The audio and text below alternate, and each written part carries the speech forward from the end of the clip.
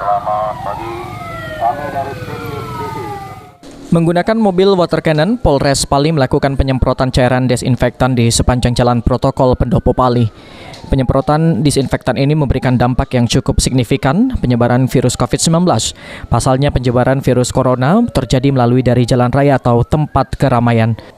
Kapolres Pali AKBP Rizal Agustriadi berharap penyemprotan disinfektan ini dapat menekan angka penyebaran virus corona yang bisa dikatakan bahwa Pali masih tergolong kategori zona orange.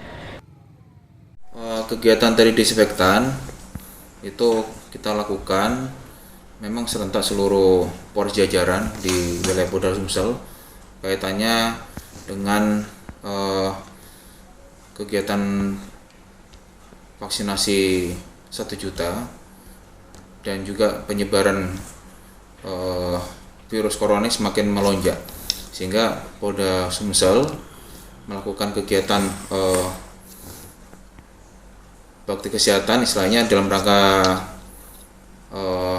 membantu pemerintah juga untuk mengurangi penyebaran COVID ini dengan melakukan kegiatan disinfektan yang dilakukan serentak di jajaran Polda.